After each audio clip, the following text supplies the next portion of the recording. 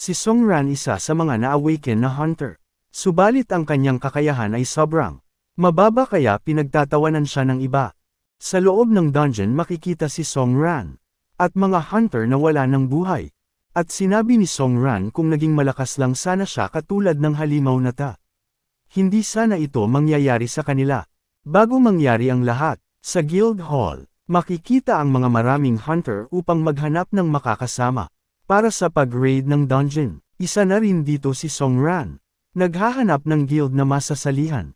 Sa kanyang paglalakad tiningnan niya ang mga listahan upang makahanap ng masasalihan na guild. Sa kanyang paghahanap may 2 hunter na nakakilala kay Song Ran. At nilait nila si Song Ran dahil sa basura niyang kakayahan bilang isang healer at sino naman ang gusto maka-team up ang isang basura katulad na kahit sa isang grupo. Hindi ito nabibilang, at tumawa lang ito sa sinabi ng kanyang kasama at sinabi ng hangal mas mabuti. Lumayo tayo sa kanya para hindi tayo matulad sa kanya para hindi tayo mahawaan katulad niya hindi naman ito pinansin ni Song Ran. At bigla naman napalingon si Song Ran. Nang bigla siyang tinawag nito at sa wakas nahanap ka na namin. At sa kanyang paglingon nakita niya ang 2 niyang kaibigan at masaya niya itong binati sa muli nilang pagkikita. At lumapit naman ang kanyang kaibigan. Sabay nagpasalamat kay Song Ran. Tinanong ng babae si Song Ran kung sasali ba siya sa kanila upang maklear ang isang dungeon. Hindi naman nakapagsalita si Song Ran sa sinabi ng babae. Nakita naman ito ng kaibigan niya parang nag-alala si Song Ran. Para hindi na ito mag-alala, sinabi niya kay Song Ran may natagpuan siya. Isang normal lamang na dungeon. Kaya naparito sila upang isama siya sa pag-clear ng normal dungeon. Subalit sinabi ni Song Ran na may pag-alala. Sinabi niya sa kanyang kaibigan ay sobrang hina ng kanyang healing magic baka pabigat lamang siya sa grupo. Subalit hindi naman ito pinansin ng kanyang kaibigan. Sinabi niya kay Song Ran kunin na lang muna nila ang kanyang hunter license.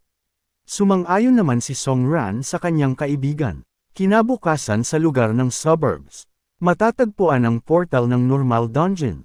May capacity 10 tao lamang na maaaring makapasok sa loob ng dungeon. Sa loob ng dungeon, nagsimula na sila Song Ran at mga kaibigan niya sa pag-clear ng dungeon kasama ang ibang hunter makikita ang ulo ng halimaw na may bakas pa ng magic sa katawan na ikinamatay ng halimaw. At isang panghalimaw ang napatay ng kasamahan ni Song Ran. Hanggang sa isa na lang ang natirang halimaw. At mabilis naman sumugod ang kaibigan ni Song Ran upang patayin ang natitirang halimaw.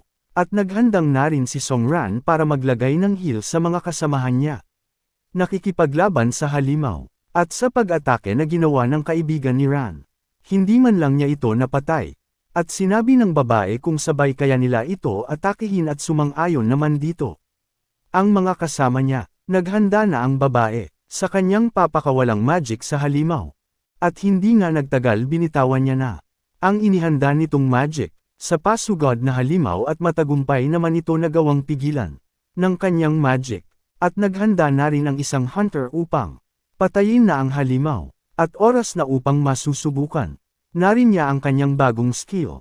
Sa kalaban hindi na nga pinatagal ng lalaki ang kanyang ginagawa. Inihanda na niya ang kanyang espada para sa pag-atake sa halimaw.